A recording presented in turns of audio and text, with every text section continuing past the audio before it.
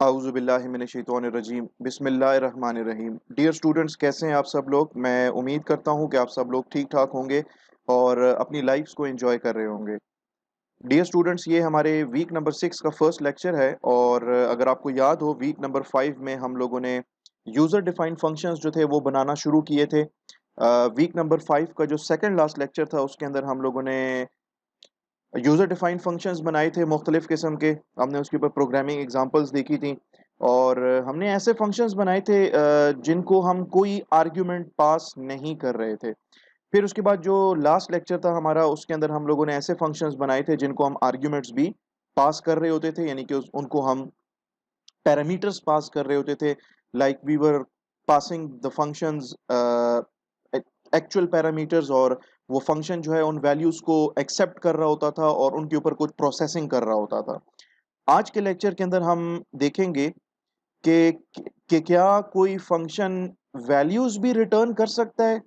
मतलब कि फंक्शन चल जाए, उसके अंदर जो स्टेटमेंट्स लिखी हुई हैं वो सारी की सारी स्टेटमेंट्स एग्जीक्यूट हो जाएं, और सारी स्टेटमेंट्स एग्जीक्यूट होने के बाद फंक्शन जो है ना वो आखिर में आपका जो रिजल्ट है, जो ऑपरेशन उसने परफॉर्म किया है आपकी गिवन वैल्यूज के ऊपर, आपकी गिवन पैरामीटर्स के ऊपर, तो क्या वो वैल्यूज भी रिटर्न कर सकता है? तो जी बिल्कुल, फंक्शन जो है वो वैल्यूज भी रिटर्न कर सकता है। ठीक है, तो आज के इस लेक्चर के अंदर हम दो तरह के फंक्शंस देखेंगे। नंबर वन, हम ऐसे फंक्शंस देखेंगे जिनको हम कोई वैल्यू पास नहीं करेंगे लेकिन वो वैल्यू रिटर्न करेंगे।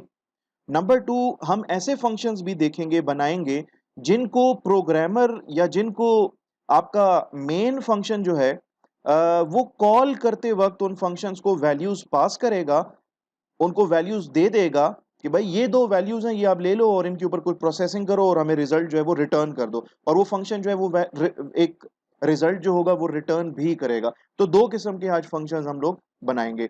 इससे पहले हम लोग फर्स्ट क्लास के अंदर हम ऐसे फंक्शंस बना चुके हैं। पहली क्लास के अंदर जब हम यूजर डिफाइंड फंक्शंस को पढ़ रहे थे, वीक नंबर 5 का लेक्चर नंबर 3 था, उसके अंदर हमने ऐसे फंक्शंस बनाए थे जो कि ना तो उनको हम कोई वैल्यूज पास कर रहे होते हैं और ना ही वो कोई वैल्यूज रिटर्न कर रहे होते हैं।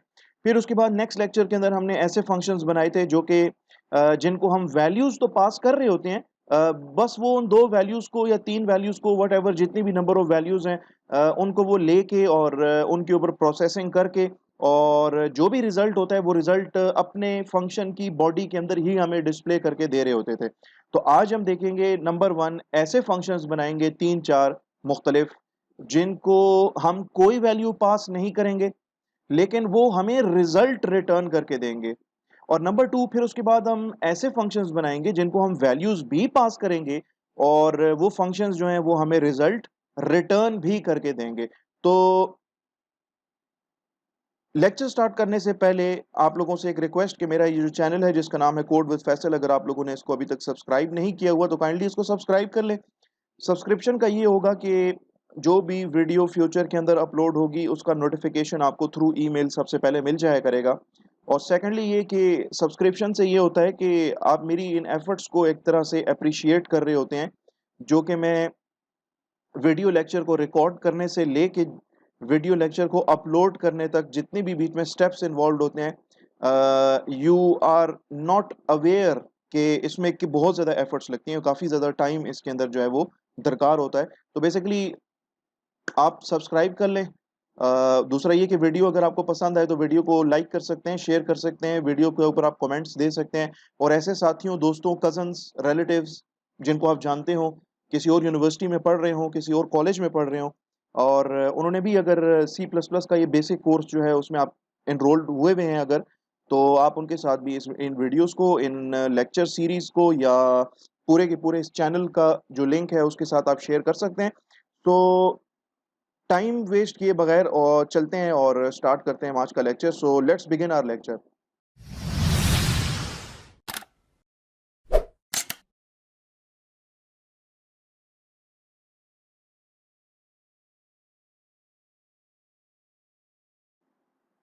ओके जी, तो जैसे कि हमने डिस्कस किया था कि हम सबसे पहले ऐसे फंक्शंस बनाएंगे जिनको हम कोई वैल्यू नहीं देंगे लेकिन वो हमें वैल्यू रिटर्न कर रहे होंगे।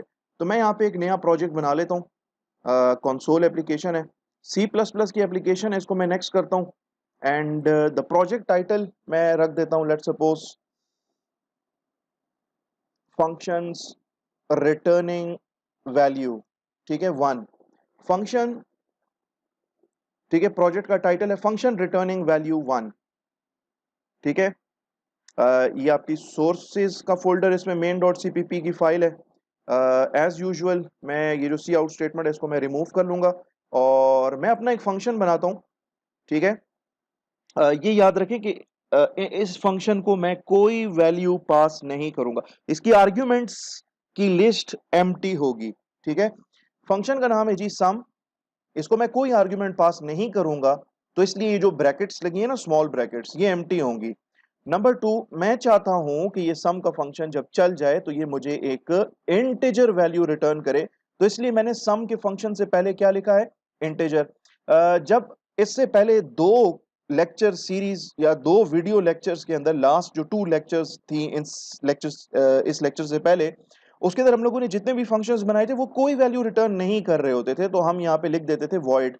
वॉइड का मतलब ये है कि भाई ये जो फंक्शन है ना जिसका नाम सम है, ठीक है, अगर आपने इससे पहले वॉइड लिखा है या कोई भी फंक्शन है उससे पहले अगर आपने वॉइड लिखा है, तो वॉइड एक्चुअली मींस कि this function will return no value at all, ठीक है। लेकिन इससे पहले मैं लिखना चाहता हूं इंटीजर, बिकॉज मैं चाहता हूं कि ये सम का फंक्शन मुझसे दो नंबर्स मांगे, मैं इसको दो नंबर्स प्रोवाइड करूं और वो दो नंबर्स का सम कैलकुलेट करने के बाद ये रिटर्न कर दे। और ये कहां रिटर्न करेगा भाई, ये वहां रिटर्न करेगा उस सम को, उन दो नंबर्स के सम को वहां रिटर्न करेगा जिस जगह पे आप सम के फंक्शन को कॉल करेंगे, and you will be calling the sum function from the main function, ठीक है। तो भाई मेन फंक्शन में हम आते हैं और यहाँ पे एक सी आउट स्टेटमेंट मैं लिख देता हूँ, ठीक है। सी आउट स्टेटमेंट में मैं लिख देता हूँ कि you are inside the main function, कि आप अभी जो है ना मेन फंक्शन के अंदर हो, ठीक है। इसके बाद बल्कि इससे पहले मैं इस तरह कर लेता हूँ कि एक इंटीजर वेरिएबल डिक्लेयर कर लेता हूँ और उसका नाम मैं रख देता हूँ आंसर, और यहां पे मैं लिख देता हूँ answer is equal to sum function, ठीक है। सम के फंक्शन को मैंने कॉल किया, ठीक है, और मैंने लिखा आंसर अपने इंटीजर वेरिएबल का नाम, क्योंकि मेरा जो सम फंक्शन है ना वो एक इंटीजर वैल्यू रिटर्न करेगा, तो उस वैल्यू को स्टोर करने के लिए मैंने एक वेरिएबल बनाया है जिसका नाम आंसर है। और मैंने लिखा है आंसर इज इक्वल टू सम। ये सम फंक्शन कंप्लीटली जब चल चुका होगा तो यहाँ पे एक वैल्यू रिटर्न करेगा, कैसे रिटर्न करेगा उसको तो हम देखेंगे इस सम फंक्शन की डेफिनेशन के अंदर, कि सम फंक्शन जो है वो कैसे चलेगा, ठीक है। बहरहाल यहाँ पे फिर मैं अगेन सी आउट स्टेटमेंट में लिख दूंगा कि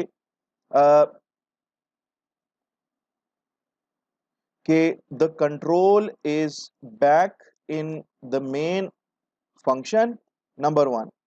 नंबर 2, अब रिजल्ट आपका जो है दो नंबर्स का सम जो है वो तो सम फंक्शन ने यहां पे रिटर्न कर दिया है मेन फंक्शन को, तो यह मेन फंक्शन की रिस्पॉन्सिबिलिटी होगी कि इस आंसर वेरिएबल के अंदर पड़ी हुई वैल्यू को, इस आंसर वेरिएबल के अंदर पड़ी हुई वैल्यू को यूजर को डिस्प्ले भी करे, उसको बता भी दे कि भाई सम जो है ना वो इसके बराबर है। तो हम यहाँ पे लिख देंगे the sum of two given numbers is equal to, और यहाँ पे मैं उस वेरिएबल का उस वेरिएबल का नाम लिख दूंगा जिसके अंदर मेरा ये जो सम है ये आके स्टोर हुआ है, तो उस वेरिएबल का नाम है जी आंसर, तो मैंने यहाँ पे लिख दिया है वेरिएबल आंसर। ओके जी, इसके बाद आपका मेन फंक्शन कंप्लीट हो जाता है और मैं यहाँ पे अपने सम फंक्शन को डिफाइन करूंगा, मैं बताऊंगा कि मेरे सम फंक्शन में क्या क्या स्टेटमेंट्स चलनी चाहिए। मैंने मेन फंक्शन में यूजर से कोई वैल्यूज नहीं मांगी टू ऐड दोज वैल्यूज, ठीक है। मैंने यूजर से कोई वैल्यूज नहीं मांगी, तो ये बेसिकली सम फंक्शन होगा ना, ये यूजर से वैल्यूज मांगेगा, तो इसके लिए मैंने कुछ वेरिएबल्स डिक्लेयर किए हैं, नंबर 1, नंबर 2 और रिजल्ट।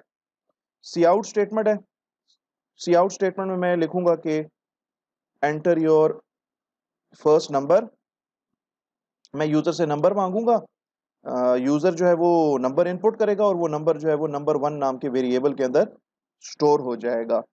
देन मैं यूजर को कहूंगा कि एंटर योर सेकंड नंबर, और जो सेकंड नंबर है उसके लिए मैं सी इन स्टेटमेंट यूज कर रहा हूं और उस नंबर को मैं स्टोर कर रहा हूं नंबर टू नाम के वेरिएबल में मेरे पास दो नंबर्स आ गए, बस इन दोनों को मैंने आपस में ऐड कर लेना है। तो रिजल्ट रिजल्ट वेरिएबल डिक्लेयर्ड है इस सम फंक्शन के अंदर। मैं लिखूंगा result is equal to number one plus number two. मेरे पास रिजल्ट वेरिएबल के अंदर ये मेरा ये जो इस फंक्शन के अंदर जो दो नंबर्स हैं, नंबर वन और नंबर टू, उनका सम जो है वो इस रिजल्ट वेरिएबल में आ चुका है। अब मैं क्या करूंगा, मैं एक सिंपल एक कीवर्ड लिखूंगा, रिटर्न, RETURN, रिटर्न। और मैं कहता हूं यार रिजल्ट वेरिएबल जो है आपका, रिजल्ट वेरिएबल जो है आपका जिसमें नंबर वन और नंबर टू वेरिएबल्स के सम इसमें आ चुके हैं, इन दोनों नंबर्स को, इन दोनों नंबर्स का सम जो है जो कि रिजल्ट वेरिएबल में आ चुका है, इस रिजल्ट वेरिएबल की वैल्यू को रिटर्न कर दो। तो ये वैल्यू वहां रिटर्न होगी जिस जगह पे आपने सम फंक्शन को कॉल किया था। ठीक है, तो सम फंक्शन को तो आपने कॉल किया था जी मेन फंक्शन में, तो मेन फंक्शन में इस जगह पे जहां मैं कोड हाईलाइट कर रहा हूं, जहां मैं स्टेटमेंट हाईलाइट कर रहा हूं, इस जगह पे ना रिजल्ट वेरिएबल की वैल्यू यहां आके रिटर्न होगी। And at the end of the day ये रिजल्ट वेरिएबल की वैल्यू जो यहां पे आके रिटर्न हुई है, ये असाइन हो जाएगी, क्योंकि ये असाइनमेंट स्टेटमेंट है, ये असाइन हो जाएगी इस आंसर वेरिएबल में। और इसके बाद सी आउट स्टेटमेंट, ये जो मैंने लिखा है कि the control is back in the main function, ये just for the sake of understanding मैंने लिखा है, ताकि आपको आइडिया हो जाए कि अब आपकी जो स्टेटमेंट्स इसके बाद जो चल रही हैं, तो वो आपकी मेन फंक्शन की स्टेटमेंट्स चल रही हैं। ठीक है, यहाँ पे भी मैं एक for the sake of understanding यहाँ पे भी मैं एक सी आउट स्टेटमेंट लिख देता हूँ। ठीक है, और यहाँ पे मैं एक मैसेज लिख देता हूँ कि you are inside the sum function, ताकि आपको पता लगे कि आपका सम फंक्शन इस टाइम पे जो है वो चल रहा है, या उसकी जो डेफिनेशन है वो चल रही है। ठीक है, वैसे इसका आपके प्रोग्राम के वैसे इसका आपके प्रोग्राम की फंक्शनैलिटी के साथ कोई ताल्लुक नहीं है इस स्टेटमेंट का। ये स्टेटमेंट अगर आप नहीं भी लिखते तो आपका प्रोग्राम फिर भी सही तरीके से फंक्शन करेगा। Even this statement it has got nothing to do with your functionality of the program. ये जस्ट मैंने इसलिए लिखा है ताकि आपको आइडिया हो कि प्रोग्राम का कंट्रोल जो है वो स्विच हो रहा है। मेन फंक्शन चलेगा, मेन फंक्शन से जो है ना, जब आप सम फंक्शन को कॉल करते हो तो सम फंक्शन की यहाँ पे डेफिनेशन या उसके अंदर जो पड़ा हुआ जो कोड है, स्टेटमेंट्स हैं, वो चलना शुरू हो जाएंगी। और उसके बाद जब सम फंक्शन जब चल चुका होगा, खत्म हो चुका होगा, तो कंट्रोल वापस मेन फंक्शन में आएगा और ये स्टेटमेंट आपको दिखाई देगी लिखी हुई आउटपुट स्टेटमेंट पे कि the control is back in the main function. तो इससे आपको पता लगेगा कि स्विचिंग हो रही है, मेन फंक्शन चल रहा है, फिर सम फंक्शन चलना शुरू हो जाएगा, फिर जब सम फंक्शन कंप्लीट हो जाएगा तो आपका मेन फंक्शन जो है वो अगेन चलना शुरू हो जाएगा। ठीक है, तो इसको मैं प्रोग्राम को कर लेता हूँ सेव, मैं इसको कर लेता हूँ build to check if there are any errors. तो इसके अंदर तो कोई एरर्स नहीं है। तो मैं इस प्रोग्राम को ना रन कर लेता हूँ और इसके बाद फिर मैं लाइन बाय लाइन ये प्रोग्राम आपके साथ डिस्कस भी करूंगा। तो पहले तो मैसेज आ रहा है you are inside the main function. ठीक है, और फिर उसके बाद मैसेज आ रहा है you are inside the sum function, क्योंकि आपने सम फंक्शन को मेन फंक्शन के अंदर कॉल किया है। और यहाँ पे जो स्टेटमेंट लिखी आ रही है ना, enter your first number, this statement is basically written inside the sum function. तो आपका जो सम फंक्शन है ना वो अभी इस टाइम पे कॉल हो चुका है और वो चल रहा है। तो मैं कहता हूँ यार इस तरह करो कि पहला नंबर मेरा 10 है, दूसरा नंबर मेरा 20 है। ठीक है, मैंने एंटर किया तो यहाँ पे मैसेज आया कि the control is back in the main function, यानी कि अब आपका मेन फंक्शन चल रहा है और मेन फंक्शन के अंदर जो रिमेनिंग स्टेटमेंट्स हैं वो आपकी चलना शुरू हो जाएंगी। और इसके बाद आपको मैसेज आ रहा है ये मेन फंक्शन की स्टेटमेंट है, ये वाली मेन फंक्शन के अंदर हमने ये स्टेटमेंट लिखी थी कि the sum of two given numbers is equal to 30। ठीक है, कि 10 और 20 का सम जो है वो कैलकुलेट किया है सम फंक्शन ने, लेकिन उसको डिस्प्ले सम फंक्शन ने नहीं किया। सम फंक्शन ने 10 और 20 का सम जो है 30 वो भेज दिया है मेन फंक्शन को, और मेन फंक्शन जो है वो ये जो सम आया है आपका 10 और 20 का वो डिस्प्ले करके दे रहा है आपको यहाँ पे। ठीक है, एक दफा दोबारा इसको रन कर लेते हैं। Enter your first number, let suppose मैंने लिखा 250। Enter your second number, let suppose मैंने लिखा 320। एंटर किया तो ये आपका the sum of two numbers, the sum of two given numbers is equal to 570, इसने आपको डिस्प्ले करके दे दिया। तो इसको लाइन बाय लाइन, ठीक है, एक्सप्लेन ऑब्वियसली करूंगा मैं। ये जो आउटपुट विंडो है इसको भी मैं साइड बाय साइड यहाँ पे रखूंगा, और ताकि मैं इसको रिलेट कर सकूं, जो जो आपका कोड है उसके साथ मैं इसको रिलेट कर सकूं। ठीक है, तो इसको लाइन बाय लाइन यहाँ पे एक्सप्लेन करते हैं अभी। ओके जनाब, तो हमेशा की तरह सी प्लस प्लस प्रोग्रामिंग के अंदर जो एग्जीक्यूशन होती है प्रोग्राम की वो मेन फंक्शन से शुरू होती है, लेकिन हमने मेन फंक्शन से बाहर यहाँ पे एक फंक्शन डिक्लेयर किया है, यूजर डिफाइंड फंक्शन, जिसका नाम सम है। इसकी रिटर्न टाइप है इंटीजर, क्योंकि ये एक इंटीजर वैल्यू रिटर्न करेगा ये फंक्शन, और इसके आर्ग्यूमेंट्स कोई नहीं है, इसको कोई पैरामीटर्स हम पास नहीं करेंगे। ठीक है, यहाँ पे मैंने एक वेरिएबल डिक्लेयर किया जी इंटीजर टाइप का, इसका नाम है आंसर। सी आउट स्टेटमेंट है आपकी, इसमें लिखा है you are inside the main function, तो ये स्टेटमेंट आपकी एग्जीक्यूट हो गई और आपको आउटपुट में नजर आ रहा होगा you are inside the main function. और इसके बाद है बैक स्लैश एन। यहाँ पे फिर इसके बाद जो है लाइन नंबर 9 पे आपका सम फंक्शन एक्चुअली कॉल हो रहा है, और सम फंक्शन का जो रिजल्ट होगा, जो ये रिजल्ट रिटर्न करेगा, जो ये वैल्यू रिटर्न करेगा, वो वैल्यू इस आंसर वेरिएबल के अंदर आके स्टोर होगी। लेकिन पहले ये सम फंक्शन चलेगा, तो जब सम फंक्शन चलेगा तो कंट्रोल जो है वो आपके प्रोग्राम का इस सम फंक्शन की बॉडी के अंदर आ जाएगा।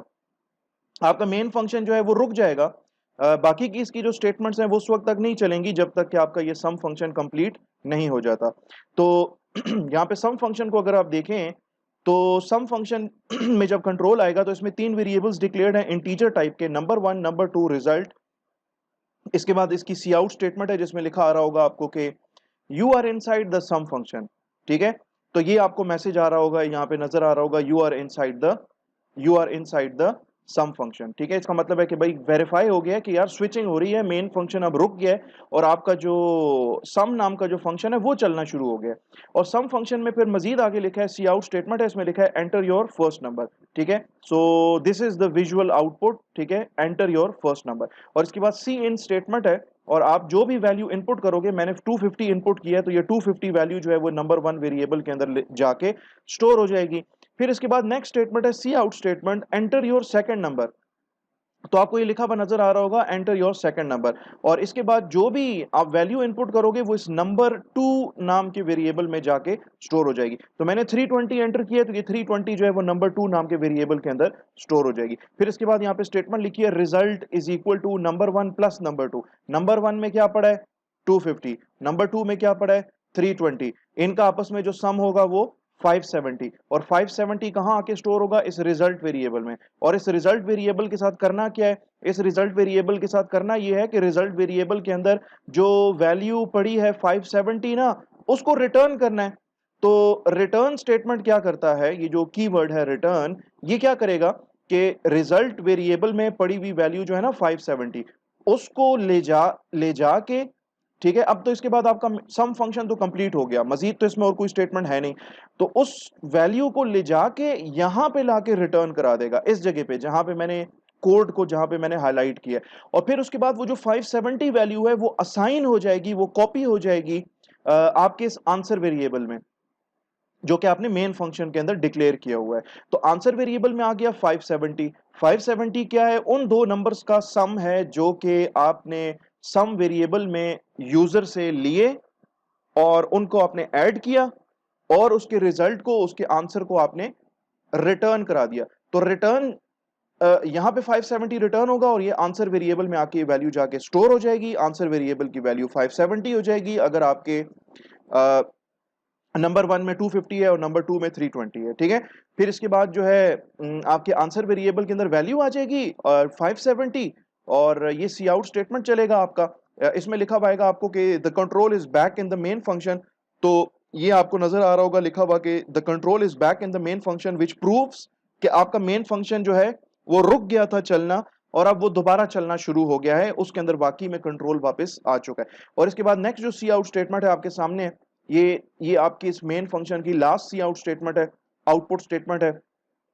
ये आपको प्रिंट करके देगा कि the sum of two given numbers is equal to answer variable की वैल्यू, और आंसर वेरिएबल में ऑलरेडी वैल्यू रिटर्न हो चुकी है सम फंक्शन से, तो आंसर वेरिएबल की वैल्यू आपको नजर आएगी। तो this is the visual output of this particular statement, C out statement, कि the sum of two given numbers is equal to 570, और इसके बाद आपका प्रोग्राम जो है वो टर्मिनेट हो जाएगा। यहां पे मेन फंक्शन से पहले लिखा हुआ है हमने INT, इसलिए हम इसके अंदर आखिर में लिख रहे होते हैं रिटर्न 0, कि भाई मेन फंक्शन को ना 0 रिटर्न कर दो, यानी कि मेन फंक्शन को ना 0 रिटर्न कर दो। ठीक है, तो ये था आपका प्रोग्राम, पहला प्रोग्राम जिसमें हम यूजर जिसमें हम मेन फंक्शन से सम फंक्शन को कॉल करते हैं, और सम फंक्शन जो है वो क्या कर रहा होता है कि वो आपसे दो वैल्यूज लेता है और उन दो वैल्यूज को वो आपस में ऐड करके और उसके रिजल्ट को रिटर्न कर रहा होता है। अब क्या करेंगे, अब इस सम फंक्शन को थोड़ा सा चेंज करेंगे। सम फंक्शन को पहले हम कोई आर्ग्यूमेंट्स पास नहीं कर रहे थे, अब मैं इसमें लिखता हूं INT कॉमा INT, मीन्स के I will be passing to values. मैं सम फंक्शन को दो वैल्यूज पास करूंगा, बट द थिंग इज कि वो वैल्यूज कहां से पास होंगी, वो वैल्यूज ना मेन फंक्शन से पास होंगी। तो यहां पे मैं इस तरह कर लेता हूं कि मेन फंक्शन के अंदर यहां पे ये जो स्टेटमेंट लिखी है ना सम फंक्शन के अंदर, ये वाली, ये सारी स्टेटमेंट्स मैं इस तरीके से कर लेता हूं, इस तरीके से, बल्कि मैं ये सारी स्टेटमेंट्स यहां से कट कर देता हूं और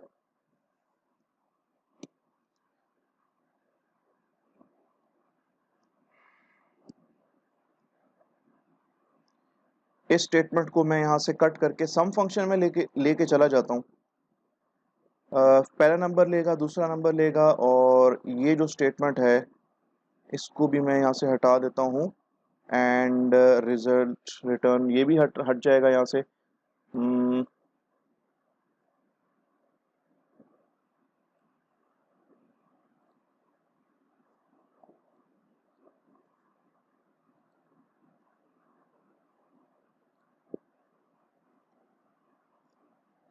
मैं ये कोड लिख लेता हूँ, फिर इसके बाद मैं इसकी जो एक्सप्लेनेशन है वो आपको दे दूंगा।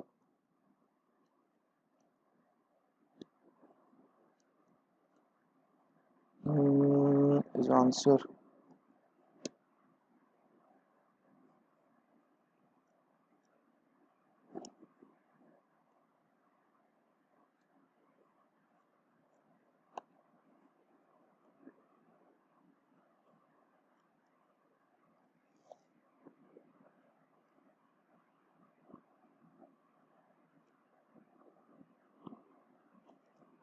ठीक हो गया जी। प्रोग्राम मैंने लिख दिया है। इसको मैं एक दफ़ा इसको सेव करके ना, इसको मैं करता हूँ build to see if there are any errors. Okay, answer, okay, the answer variable is not declared here. दोबारा बिल्ड कर लेते हैं। बिल्ड का मतलब है कंपाइल करना प्रोग्राम को, ठीक है। तो मैं इसको कंपाइल मैंने कर दिया सक्सेसफुली, ये कंपाइल हो गया है, कोई एरर्स नहीं है। मैं इसको रन करता हूँ, और रन करने के बाद फिर ऑब्वियसली मैं ये जो स्टेटमेंट्स हैं इनको मैं बिल्कुल आप लोगों के साथ डिस्कस भी करूंगा, इसको एक्सप्लेन भी करूंगा। तो पहला मैसेज मुझे मिला, you are inside the main function, ठीक है। और ये स्टेटमेंट जो लिखी आ रही है ना, एंटर योर फर्स्ट नंबर, तो इसका मतलब है कि यार ये स्टेटमेंट जो है ना मेन फंक्शन की स्टेटमेंट है, एंटर योर फर्स्ट नंबर, ठीक है। मैंने फर्स्ट नंबर इनपुट किया, फिर मैंने सेकंड नंबर इनपुट किया, मैंने एंटर किया, तो ये कह रहा है you are inside the sum function, ठीक है। अ, ठीक है, सम फंक्शन में हम आए, सम फंक्शन ने अपना काम किया, 120 और 240 को ऐड किया और इनका रिजल्ट जो है वो वापस रिटर्न कर दिया मेन फंक्शन को। और इसके बाद आपका the control is back in the main function, यानी कि अब आपका मेन फंक्शन दोबारा से चलना शुरू हो गया है। And the sum of two given numbers is equal to 360। ये रिजल्ट आपको जो है इस तरीके से शो हो रहा है, ठीक है। तो इसको मैं लाइन बाय लाइन एक्सप्लेन करूंगा। ये जो आउटपुट है इसको भी साथ ही रखेंगे। ओके, तो यहाँ पे देखें क्या हो रहा है। ओके, यहाँ पे एक यूजर डिफाइंड फंक्शन हमने डिक्लेयर किया है, ठीक है। इसको कहते हैं फंक्शन डिक्लेरेशन। इस फंक्शन का नाम सम है, इसकी रिटर्न टाइप इंटीजर है, और इसको मैं दो इंटीजर वैल्यूज पास करूंगा हर सूरत में। अगर मैं इसको तीन इंटीजर वैल्यूज पास करूंगा तो ये कंपाइलर एरर देगा मुझे। अगर मैं इसको एक वैल्यू पास करूंगा इंटीजर तो कंपाइलर मुझे एरर देगा, ठीक है। मेन फंक्शन है, मेन फंक्शन में तीन वेरिएबल्स डिक्लेयर्ड हैं, answer sorry number one, number two and answer variable. C out statement है, आपको कह रहा है you are inside the main function, तो ये पहली सी आउट स्टेटमेंट है, ठीक है।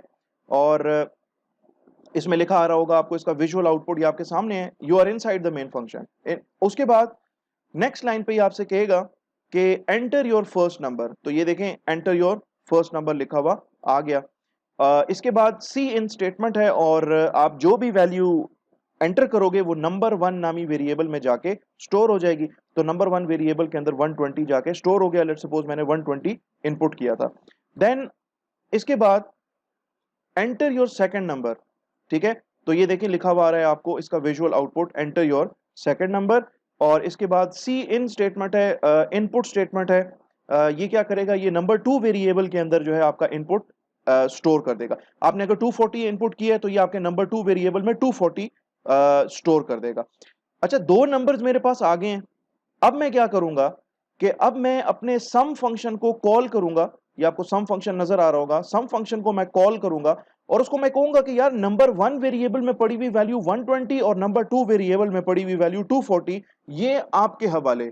आप इन दोनों नंबर्स को, इन दोनों वैल्यूज को ले लो और इन दोनों वैल्यूज को आप आपस में ऐड करो और इसका जो रिजल्ट आता है एडिशन का वो मुझे रिटर्न करके दे दो। ठीक है, तो यहां पे क्या होगा कि ऑब्वियसली आपने सम फंक्शन को कॉल किया है तो आपका जो सम फंक्शन है वो चलना शुरू हो जाएगा। ठीक है, ये सम फंक्शन की डेफिनेशन है। लेकिन होगा ये कि नंबर वन वेरिएबल में आपने अगर let suppose number one variable में आपने लेट सपोज अगर इनपुट किया ना 120, तो नंबर वन वेरिएबल की वैल्यू 120 इसके सम फंक्शन के इन आर्ग्यूमेंट्स, इस पैरामीटर पैरामीटर ये जो आपका इंटीजर टाइप का वेरिएबल ए आपने डिक्लेयर किया है इसके अंदर, इसमें 120 वैल्यू चली जाएगी, कॉपी हो जाएगी इसके अंदर। ये आपका नंबर वन जो है ये कहलाता है एक्चुअल पैरामीटर और ये आपका जो वेरिएबल ए है ये कहलाता है फॉर्मल पैरामीटर। तो नंबर वन वेरिएबल की वैल्यू 120 वो इस वेरिएबल ए में आके कॉपी हो जाएगी और नंबर टू वेरिएबल की वैल्यू जो है वो आपके इस सम फंक्शन के इस फॉर्मल आर्ग्यूमेंट, इस वेरिएबल इंटीजर टाइप का वेरिएबल बी, इसमें आके कॉपी हो जाएगी 240। तो वेरिएबल ए में आ जाएगा, कॉपी हो जाएगा 120 और इसमें कॉपी हो जाएगा वेरिएबल बी के अंदर 240। एंड आफ्टर दिस आपका ये सम फंक्शन चलना शुरू हो जाएगा और इसमें लिखा हुआ आएगा आपको कि you are inside the sum function. तो इसका विजुअल आउटपुट आपके सामने है, ये आउटपुट है you are inside the sum function. और बाकी इस सम फंक्शन में और कोई सी आउट स्टेटमेंट नहीं है। इसमें ये क्या करेगा कि इंटीजर टाइप का एक वेरिएबल है रिजल्ट और इसके अंदर ये ए और बी का सम जो है वो रिजल्ट वेरिएबल के अंदर डाल रहा है।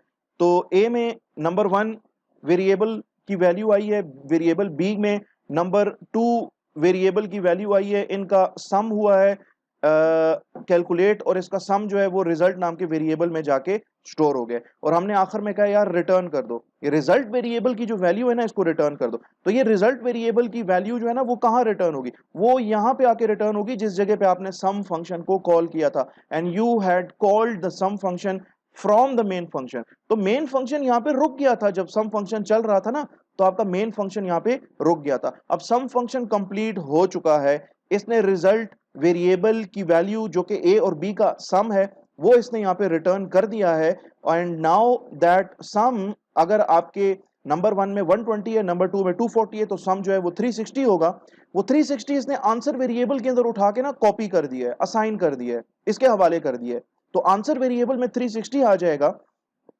फिर इसके बाद ये सी आउट स्टेटमेंट है जो कि आपको बता रही है एक तरह से कि भाई आपका मेन फंक्शन जो है ना वो फिर से चलना शुरू हो गया, the control is back in the main function. तो ये आपका द कंट्रोल, ठीक है, the control is back in the main function, उसका विजुअल आउटपुट है। और उसके बाद ये नेक्स्ट सी आउट स्टेटमेंट है, the sum of two given numbers is equal to answer variable की वैल्यू। तो ये आपको दिखाई दे रहा होगा यहाँ पे कि the sum of two given numbers is equal to, और ये आपके आंसर वेरिएबल की वैल्यू है। अच्छा, इसमें आप ये भी कर सकते हो कि जैसे यहाँ पे हमने सम फंक्शन के अंदर ये वेरिएबल डिक्लेयर किया है ना रिजल्ट नाम का, और हम इस वेरिएबल को रिटर्न कर रहे हैं, आप ये काम बगैर रिजल्ट वेरिएबल बनाए भी कर सकते हो। वो किस तरीके से, आप जस्ट इस तरह से कर लो कि सिंपल यहाँ पे आप लिख दो, सिंपल वेरिएबल रिजल्ट लिखने की जरूरत नहीं है, आप सिंपल यहाँ पे लिख दो यार return, return A plus B, कि ए वेरिएबल ए की वैल्यू और वेरिएबल बी की वैल्यू जो है ना इनका सम कैलकुलेट करो और इसका जो भी सम आता है उसको रिटर्न कर दो। कहां रिटर्न कर दो भाई, जिस जगह पे सम फंक्शन को आपने कॉल किया था। तो इस तरह से आपको इस सम नाम के फंक्शन में तीसरा वेरिएबल डिक्लेयर करने की जरूरत नहीं होगी। ठीक है, इस प्रोग्राम को मैं कर लेता हूं क्लोज, और इसको मुझे चूंकि मैंने इसमें कुछ चेंजेस किए हैं लिहाजा मुझे इसको दोबारा से बिल्ड करना पड़ेगा। मैं इसको बिल्ड कर चुका हूं, अब मैं इसको रन करता हूं। Enter your first number, let's suppose मैंने इसमें दिया 250, सेकंड नंबर में दिया 150, और ये आपसे कह रहा है कि you are inside the sum function चल जाएगा, खत्म हो जाएगा, तो कहेगा आपका जो मेन फंक्शन है उसमें जब कंट्रोल आएगा तो वहां पे हमने स्टेटमेंट लिखी हुई है, ये हम ऑलरेडी डिस्कस कर चुके हैं। And the sum of two given numbers is equal to 400, means के 250 और 150 का सम इसने यहाँ पे आपको मेन फंक्शन के अंदर रिटर्न कर दिया है। ठीक है, तो यहाँ पे हमने सिंपल क्या लिखा है, रिटर्न ए प्लस बी। इसको आप return A plus B without bracket भी लिख सकते हो, और नॉर्मली इसको लोग इस तरीके से भी लिखते हैं, return A plus be inside the bracket. ठीक है, तो इसको मैं अगर आपको पहले तो मैं ऑब्वियसली इसको बिल्ड कर लेता हूँ, और बिल्ड करने के बाद अब मैं इसको रन करता हूँ। ठीक है, मैंने लिखा 230 और 170।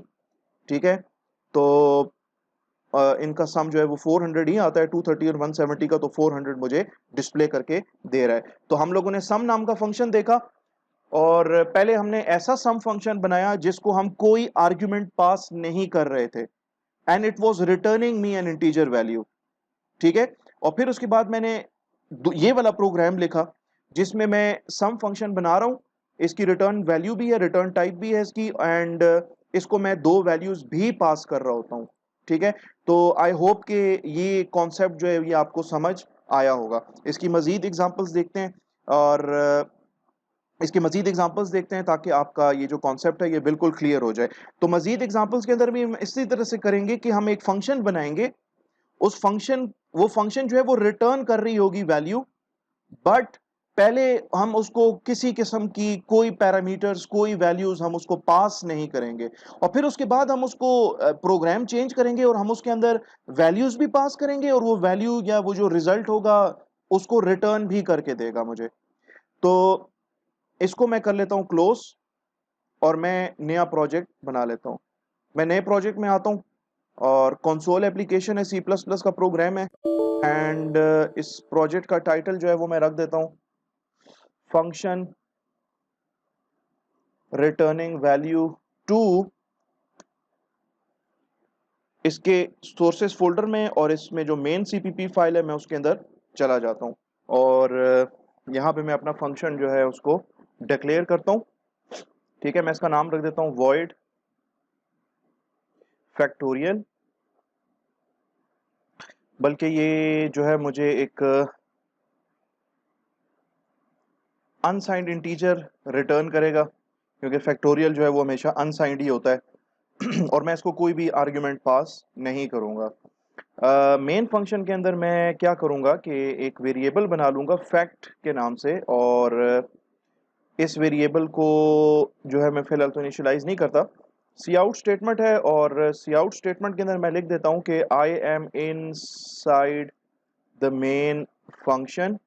यही बताता चलूं कि इस स्टेटमेंट का किसी किस्म का कोई लेना देना नहीं है मेरे प्रोग्राम की फंक्शनैलिटी के साथ। ये जस्ट मैंने लिखा है ताकि आप लोगों को पता लगे कि इस टाइम पे प्रोग्राम का कंट्रोल कहाँ पे है, कौन सा फंक्शन चल रहा है और कौन सा फंक्शन नहीं चल रहा, इससे आपको ये पता लगेगा। फिर इसके बाद स्ट्रेट अवे मैं जो हूँ अपना फैक्ट वेरिएबल उसको इनिशियलाइज कर दूंगा। मैं लिख दूंगा fact is equal two factorial. ठीक है, और यहाँ पे फिर मैं सी आउट स्टेटमेंट में लिख दूंगा कि I am back in the main function. इस स्टेटमेंट का भी मेरे प्रोग्राम की फंक्शनैलिटी के साथ कोई ताल्लुक नहीं है। मेरा प्रोग्राम जो है वो, अगर मैं ये स्टेटमेंट ना भी लिखूं तब भी चल जाएगा। ये सी आउट स्टेटमेंट लाइन नंबर 12 वाली और लाइन नंबर 9 वाली दोनों। यहाँ पे मैं यूज़र को उसका फैक्टोरियल जो है वो डिस्प्ले करा दूंगा। मैं लिख दूंगा कि the factorial is equal to, और फैक्टोरियल की वैल्यू जो है वो फैक्ट नाम के वेरिएबल में आ चुकी होगी। तो मैं फैक्ट वेरिएबल की वैल्यू जो है वो यूजर को डिस्प्ले करा दूंगा। यहाँ पे मैं जो हूँ अपना फंक्शन उसको डिफाइन करूंगा। मेरे फंक्शन का नाम है फैक्टोरियल, और मैं अपने इस फंक्शन को ना कोई वैल्यू पास नहीं कर रहा। ठीक है, तो अगर मैं इसको कोई वैल्यू पास नहीं कर रहा तो फिर जिस नंबर का फैक्टोरियल मैंने कैलकुलेट करना है इस फंक्शन के थ्रू, तो वो नंबर फिर ये फैक्टोरियल फंक्शन मुझसे मांगेगा। अगर मैंने इसमें वो नंबर जिसका मैंने फैक्टोरियल कैलकुलेट करवाना है इस फंक्शन के थ्रू, अगर वो नंबर मैं इसको भिजवा रहा हूं एज एन आर्ग्यूमेंट, तो वो नंबर फिर मेरा जो मेन फंक्शन होगा वो मुझसे मांगेगा यूजर से कि भाई अपना नंबर इनपुट कर लो जिसका फैक्टोरियल कैलकुलेट करना है। और अगर इसमें आपने, जैसे इस केस के अंदर हमने कोई वैल्यू इसको पास नहीं की है, तो जिस नंबर का फैक्टोरियल हमने कैलकुलेट करना होगा ना, तो वो नंबर जो है मुझसे मेरा ये फंक्शन मांगेगा। तो मैं यहाँ पे एक तो वेरिएबल कुछ डिक्लेयर कर लेता हूं, अनसाइंड इंटीजर f, और इसको मैं 1 से इनिशियलाइज कर लेता हूं, और एक वेरिएबल ले लेता हूं, इसका नाम मैं रख देता हूं नंबर। मेरे नंबर वेरिएबल में मेरा वो नंबर जाएगा जिसका फैक्टोरियल मैंने कैलकुलेट करना है।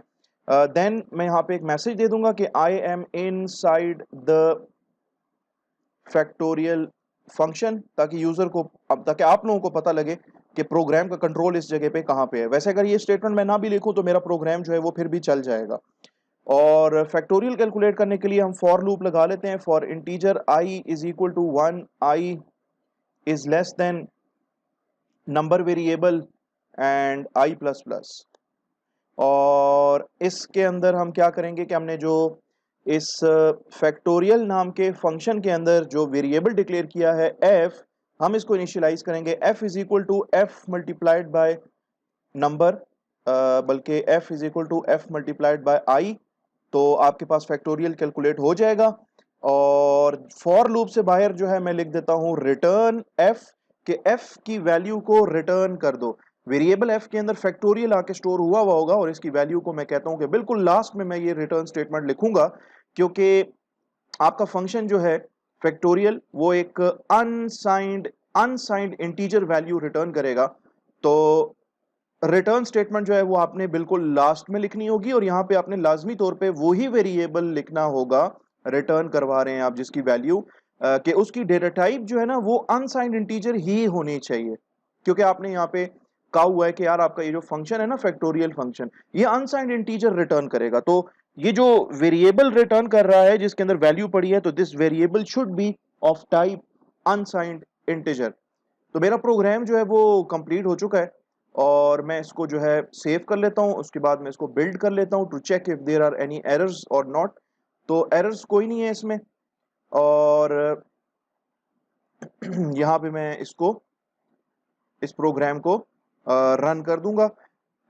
फिर उसके बाद मैं इसको लाइन बाय लाइन आपके साथ इसकी एक्सप्लेनेशन भी फिर हम देख लेंगे। तो इसको मैं रन कर लेता हूँ प्रोग्राम को। अच्छा, इसमें कोई लॉजिकल एरर है, मैं देख लेता हूँ इसको। अनसाइंड इंटीजर फैक्टोरियल डिक्लेयर किया आपने main function integer fact is equal two factorial. Okay, alright. आपने कोई जो नंबर है ना, यूजर से नंबर भी तो मांगोगे ना आप जिसका आपने फैक्टोरियल कैलकुलेट करना है। तो आप लिख दें यहाँ पे कि enter the number two calculate its factorial. वो नंबर इनपुट करो जिसका फैक्टोरियल कैलकुलेट करना है। तो वो नंबर जो है हम इनपुट करवा देंगे इस वेरिएबल में जिसका नाम है नंबर। और इसको मैं अब सेव कर लेता हूँ। मेरा प्रोग्राम कंप्लीट हो गया। मैं इसको एक दो दफा रन करके आपको दिखा दूंगा, और फिर उसके बाद मैं लाइन बाय लाइन भी इसकी एक्सप्लेनेशन आपको बताऊंगा। सबसे पहले आपको मैसेज दे रहा है I am inside the main function, और उसके बाद मेन फंक्शन में और कोई स्टेटमेंट नहीं है। जस्ट इसमें एक प्रॉब्लम और है, मैं इसको क्लोज कर देता हूँ। यहाँ पे जो लिखा आ रहा है ना एंटर द नंबर, तो ये क्वेश्चन मार्क आ रहा है यहाँ पे। मोस्ट प्रोबेबली यहाँ पे बैक स्लैश एन नहीं लिखा हुआ, कुछ और लिखा हुआ है। ठीक है, यहाँ पे बैक स्लैश कैपिटल ई है। तो इसको मैं ठीक कर लेता हूँ, और इसको मैं सेव करके इसको मैं बिल्ड कर लेता हूँ, क्योंकि इसमें चेंजेस हुई हैं। और इसको मैं अब रन करता हूँ। तो पहले ये आपको कह रहा है I am inside the main function, this statement is written inside the main function. तो आपका ये मेन फंक्शन चल रहा है, और उसके बाद जो है आपने मेन फंक्शन में आपने फैक्टोरियल फंक्शन को कॉल किया है। तो आपका फैक्टोरियल फंक्शन जब चलेगा तो उसमें पहली स्टेटमेंट होगी आई am inside the factorial function, और ये जो स्टेटमेंट है enter the number two calculate its factorial, ये सी आउट स्टेटमेंट जो है ये फैक्टोरियल वाले फंक्शन के अंदर मैंने लिखी है। तो मैं लेट सपोज लिखता हूँ 5, एंटर किया। ये फैक्टोरियल सही कैलकुलेट नहीं कर रहा, 24 तो नहीं है, 120 होता है 5 का फैक्टोरियल। इज लेस देन है, ठीक है, इज लेस देन और equal to number, logical error है। इसको सेव किया, इसको बिल्ड किया, इसको रन किया, 5 लिखा। तो जैसे ही इसने फैक्टोरियल कैलकुलेट किया ना, तो रिटर्न कर दिया इसने वैल्यू मेन फंक्शन में, और आपका मेन फंक्शन चलना शुरू हो जाएगा, कंट्रोल वापस आपके मेन फंक्शन में जाएगा। And after that main function जो है वो आपको मैसेज दे रहा है कि the factorial is equal to 120। 5 का फैक्टोरियल कैलकुलेट किया है फैक्टोरियल फंक्शन ने, और उसका जो फैक्टोरियल है 120 वो रिटर्न कर दिया है मेन फंक्शन को, और मेन फंक्शन उसके फैक्टोरियल को क्या करेगा, प्रिंट करने की रिस्पॉन्सिबिलिटी मेन फंक्शन की होगी। एक दफा फिर से रन कर लेते हैं। 4 का फैक्टोरियल 24 के बराबर है, आपको दिखा रहा है ये। और मैं इस आउटपुट विंडो को इस आउटपुट विंडो को मैं साइड बाय साइड रखता हूं, और देखते हैं कि प्रोग्राम जो है वो किस तरीके से चल रहा है। ठीक है, तो यहाँ पे आपके प्रोग्राम की एग्जीक्यूशन जो है वो मेन फंक्शन से स्टार्ट होगी। मेन फंक्शन में एक वेरिएबल आपने बनाया हुआ है फैक्ट के नाम से। ये वेरिएबल आपने इसलिए बनाया है क्योंकि इस वेरिएबल में आपका फैक्टोरियल फंक्शन जो वैल्यू रिटर्न करेगा ना वो इसमें आके स्टोर होगी। अच्छा, इसमें आप क्या कर लें कि इसको ना अनसाइंड इंटीजर ही डिक्लेयर कर लें। ठीक है, ऑल राइट। तो आई am inside the main function, ये आपका ये वाला सी आउट स्टेटमेंट चल रहा है जी, I am inside the main function. इसके बाद आपने इस फैक्टोरियल फंक्शन को, फैक्टोरियल वाले फंक्शन को आपने कॉल किया है, तो आपका मेन फंक्शन यहाँ पे रुक जाएगा, और ये आई am back in the main function ये स्टेटमेंट अब इसके बाद नहीं चलेगी। आपका फैक्टोरियल फंक्शन चलना शुरू हो जाएगा, और फैक्टोरियल फंक्शन के अंदर जो स्टेटमेंट्स हैं उसमें एक तो अनसाइंड इंटीजर एफ, जो कि फैक्टोरियल कैलकुलेट करने के लिए आपने बनाया है वेरिएबल, इसको आपने 1 से इनिशियलाइज किया है। और एक इंटीजर टाइप का आपने एक वेरिएबल बनाया है, उसका नाम आपने रखा हुआ है नंबर। नंबर वेरिएबल में वो वैल्यू जाएगी जिसका फैक्टोरियल आपने कैलकुलेट करना होगा। और ये सी आउट स्टेटमेंट है कि जी I am inside the factorial function, तो उसका विजुअल आउटपुट आपके सामने है, I am inside the factorial function. और इसके बाद लिखा हुआ आ रहा है सी आउट स्टेटमेंट में कि enter the number two calculate its factorial.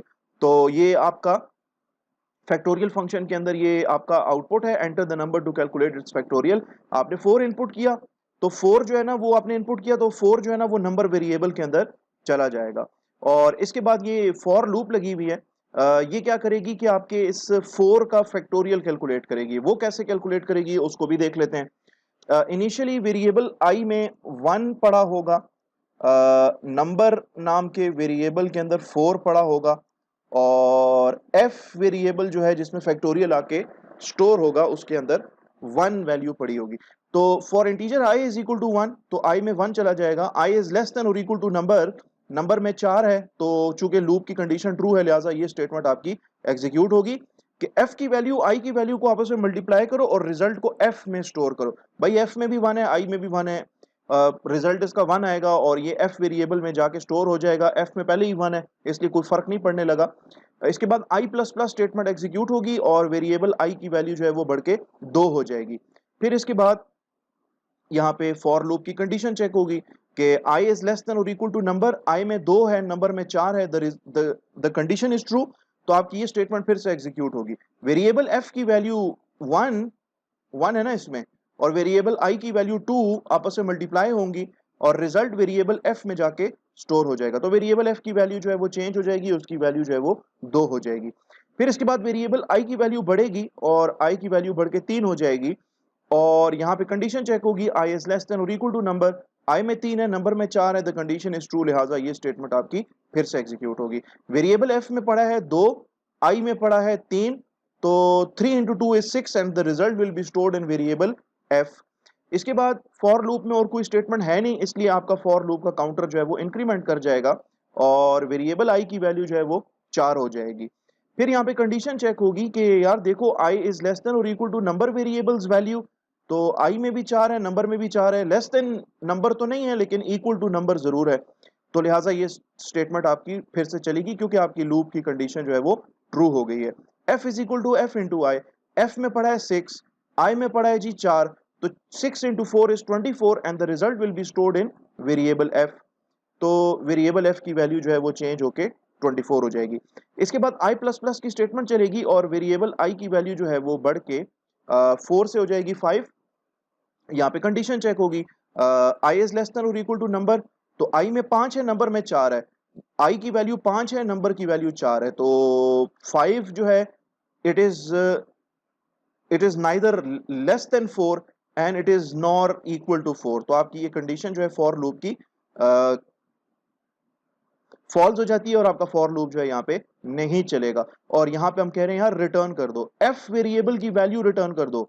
F variable में क्या पड़ा है 24, 4 का फैक्टोरियल, और हम 4 का ही फैक्टोरियल कैलकुलेट करना चाह रहे थे। तो ये एफ वेरिएबल की वैल्यू 24 वो वहां रिटर्न होगी जहां से आपने फैक्टोरियल के फंक्शन को कॉल किया था। तो भाई आपने तो फैक्टोरियल के फंक्शन को कॉल किया था मेन फंक्शन से। अब ये फंक्शन आपका जो है ना, ये वाला फंक्शन ये कंप्लीट हो चुका है। अब आपका 24 वैल्यू यहां आके रिटर्न होगी, और वो 24 वैल्यू जो कि 4 का फैक्टोरियल है वो इस फैक्ट वेरिएबल में आके असाइन हो जाएगी, क्योंकि यहाँ पे असाइनमेंट स्टेटमेंट लगी है।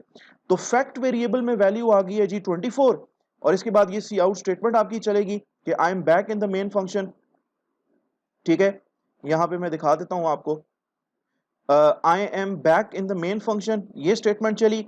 और फिर उसके बाद नेक्स्ट स्टेटमेंट है लाइन नंबर 10 पे, अगर आप देखें सी आउट स्टेटमेंट है कि the factorial is equal to fact variable की वैल्यू, और फैक्ट वेरिएबल में वैल्यू कहां से आई है, फैक्टोरियल फंक्शन ने रिटर्न की है 24। तो आपको यहां पे दिखाएगा the factorial is equal to fact variable की वैल्यू जो कि 24 के बराबर है। तो इस तरीके से आपका जो प्रोग्राम होगा वो टर्मिनेट कर जाएगा।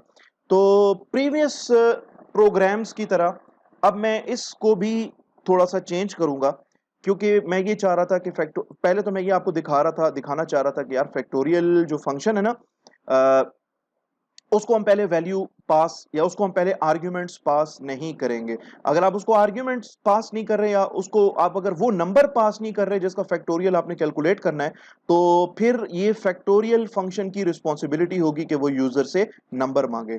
ठीक है, और अगर आप इसको नंबर पास कर देते हो तो फिर जो है मेन फंक्शन की रिस्पॉन्सिबिलिटी होगी यूजर से नंबर मांगना कि भाई नंबर इनपुट करो जिसका फैक्टोरियल कैलकुलेट करना है, और फिर उस नंबर को ना मैं इस फैक्टोरियल वेरिएबल के अंदर एज एन आर्ग्यूमेंट पास कर दूंगा। तो चेंजेस क्या करनी है, चेंजेस ये करनी है अनसाइंड इंटीजर फैक्टोरियल, और फैक्टोरियल को ना मैं फैक्टोरियल फंक्शन को एक इंटीजर वैल्यू पास करूंगा। ये इंटीजर वैल्यू वो वैल्यू होगी, वो नंबर होगा जिसका फैक्टोरियल मैंने कैलकुलेट करना है। यहां पे मैं एक वेरिएबल बना दूंगा नंबर के नाम से। ठीक है, और आई am inside the main function, इसके बाद मैं यहां पे एक सी आउट स्टेटमेंट लिखूंगा और मैं यूजर से नंबर मांगूंगा जिसका फैक्टोरियल मैंने कैलकुलेट करना है। ठीक है, तो मैं यहां पे लिख दूंगा enter the number enter the number to calculate its factorial। ठीक है, backslash N, and I will write down the C in statement, और यहाँ पे मैं अपने उस वेरिएबल का नाम लिखूंगा जिसके अंदर फैक्टोरियल जिसका मैंने फैक्टोरियल कैलकुलेट करना है, और वो नंबर वेरिएबल है। ठीक है, फिर उसके बाद ना मैं फैक्टोरियल फंक्शन को ना वो number as an argument pass कर दूंगा। उसको मैं कहूंगा यार ये नंबर वेरिएबल है, इसकी वैल्यू ले लो, इसकी वैल्यू ले लो और इसका फैक्टोरियल कैलकुलेट कर लो। बाकी की स्टेटमेंट्स सेम रहेंगी इस मेन फंक्शन के अंदर, और जो चेंजेस करनी है मैंने, वो चेंजेस मैंने करनी है इसकी डेफिनेशन में फैक्टोरियल फंक्शन के। तो यहाँ पे मैं लिख दूंगा integer integer let's suppose integer a unsigned integer. ठीक है, ये इसी तरह रहेगा, और यहाँ पे आपको इस इंटीजर नंबर वेरिएबल की जरूरत नहीं है, क्योंकि अब नंबर जो है जिसका फैक्टोरियल कैलकुलेट करना है वो नंबर आपका फैक्टोरियल फंक्शन को पास ऑन कर दिया गया है, and you do not need these two statements as well. ठीक है, कि नंबर की वैल्यू इनपुट करो और नंबर इनपुट करवाने वाली स्टेटमेंट। ठीक है, क्योंकि नंबर तो ऑलरेडी फैक्टोरियल फंक्शन को एज एन आर्ग्यूमेंट पास हो चुका है, तो नंबर दोबारा मांगने की क्या जरूरत है। ठीक है, और यहाँ पे चेंज ये करना है कि आई इज लेस देन और इक्वल टू नंबर की बजाय आई इज लेस देन और equal to this particular variable A variable. तो चेंजेस मैंने कर ली हैं, इसको मैं सेव कर लेता हूँ, इसको मैं बिल्ड कर लेता हूँ और प्रोग्राम को मैं रन कर लेता हूँ। तो आई am inside the main function. ठीक है, लिखा हुआ है I am inside the main function, और मेन फंक्शन आपसे कह रहा है कि enter the number two calculate its factorial. ठीक है, तो मैं नंबर इनपुट कर देता हूँ, लेट्स सपोज मैं 5 इनपुट कर लेता हूँ, मैं एंटर करता हूँ। तो मीन्स के 5 मैंने इनपुट किया है, और वो मैंने फैक्टोरियल वाला जो फंक्शन है ना उसके हवाले कर दिया, और यहाँ पे स्टेटमेंट चल रही है I am inside the factorial function. Means के फैक्टोरियल फंक्शन शुरू हो गया है, और आपने फैक्टोरियल फंक्शन को ये 5 value as an argument pass कर दिया, आपने उसको दे दी, उसके हवाले कर दी कि यार ये लो, ये नंबर ये 5 ले लो और इसका फैक्टोरियल मुझे कैलकुलेट करके दे दो। तो आई am inside the factorial function, और फैक्टोरियल फंक्शन ने क्या किया, फैक्टोरियल कैलकुलेट किया। ठीक है, I am inside the factorial function, और यहाँ पे फॉर लूप चला, इसने फैक्टोरियल कैलकुलेट किया, और फैक्टोरियल की वैल्यू जो है वो वेरिएबल एफ में आके स्टोर हुई और हमने इस एफ वेरिएबल की वैल्यू रिटर्न करवा दी। कहाँ रिटर्न करवा दी भाई? यहाँ रिटर्न करवा दी। वो वेरिएबल एफ की वैल्यू जो है ना वो इसी तरीके से फैक्ट वेरिएबल में वापस आ जाएगी और आपको यहाँ पे प्रिंट होके नजर आएगा कि I am back in the main function.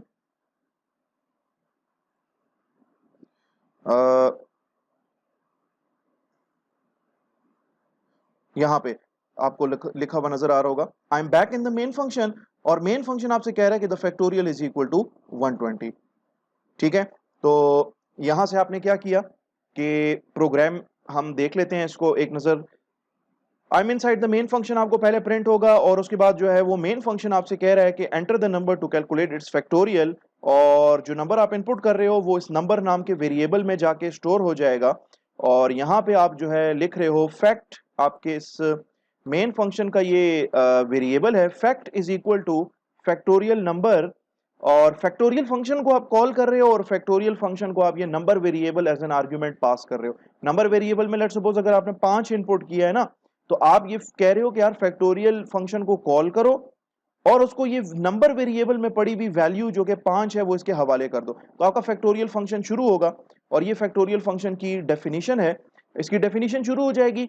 Number variable के अंदर पड़ी हुई जो भी वैल्यू है 4, 5, 10, यानी कि वो नंबर जिसका आपने फैक्टोरियल कैलकुलेट करना है, वो नंबर जो है वो इस फैक्टोरियल फंक्शन के अंदर ये जो इसका ये जो फॉर्मल आर्ग्यूमेंट है इसमें आके कॉपी हो जाएगा। This is called as actual argument and this is called as formal argument. तो नंबर वेरिएबल में आपने अगर 5 डाला है तो वेरिएबल ए में वो 5 आके वैल्यू है ना कॉपी हो जाएगी। वेरिएबल ए में वो नंबर कॉपी होगा, वो वैल्यू कॉपी होगी जो कि आपने फैक्टोरियल फंक्शन को कॉल करते वक्त भिजवाई है। तो नंबर में अगर अगर लेट सपोज 5 है तो ये वैल्यू 5 जो है वो इस वेरिएबल ए में आके कॉपी हो जाएगी और वेरिएबल ए की वैल्यू जो है वो 5 हो जाएगी। फिर इसके बाद unsigned integer f is equal to 1, ये फैक्टोरियल की वैल्यू अपने पास स्टोर करेगा। तो इस वेरिएबल को मैंने 1 से इनिशियलाइज किया है और जस्ट मैंने यहाँ पे लूप के अंदर लिखा है i is equal to 1, i is less than और इक्वल टू नंबर था पहले, अब मैंने लिखा है i इज लेस देन और इक्वल टू a, और a में भी वैल्यू जो है वो नंबर वेरिएबल से उठ के आई है, यहाँ से इसमें कॉपी हुई है। तो जो वैल्यू नंबर वेरिएबल में है वही वैल्यू a में आके कॉपी हो जाएगी। तो इसलिए मैंने फॉर लूप के अंदर अपनी कंडीशन मैंने चेंज की, मैंने लिखा i is equal to less than और इक्वल टू a, और बाकी का आपका फॉर लूप जो है वो किस तरीके से चलता है उसकी वर्किंग हमने ऑलरेडी देख ली है। ठीक है, तो ये थी इस प्रोग्राम की एक्सप्लेनेशन कि इसमें ये आपका फैक्टोरियल जो है वो फंक्शन है, ये आपका फैक्टोरियल कैलकुलेट करेगा उस नंबर का जो नंबर आप इसको प्रोवाइड करोगे एज एन आर्ग्यूमेंट, इसको आप पास करोगे वो नंबर जिसका आपने फैक्टोरियल कैलकुलेट करना है, और ये अपना जो है वो काम दिखाएगा, फैक्टोरियल कैलकुलेट करेगा, वेरिएबल एफ के अंदर फैक्टोरियल स्टोर करेगा और आखिर में फॉर लूप से बाहर ये रिटर्न कर देगा आपका ये वेरिएबल एफ की वैल्यू। तो ये वैल्यू यहां आके रिटर्न हो जाएगी, ठीक है, जिसका आपने फैक्टोरियल कैलकुलेट करना था उसका फैक्टोरियल यहां आके रिटर्न हो जाएगा। और ये फैक्टोरियल जो है फैक्ट नाम के वेरिएबल में आके स्टोर हो जाएगा और इसके बाद आपको एक मैसेज मिलेगा कि I am back in the main function, और सी आउट स्टेटमेंट आपने लिखी है इसके अंदर मेन फंक्शन में कि the factorial is equal to fact variable की वैल्यू।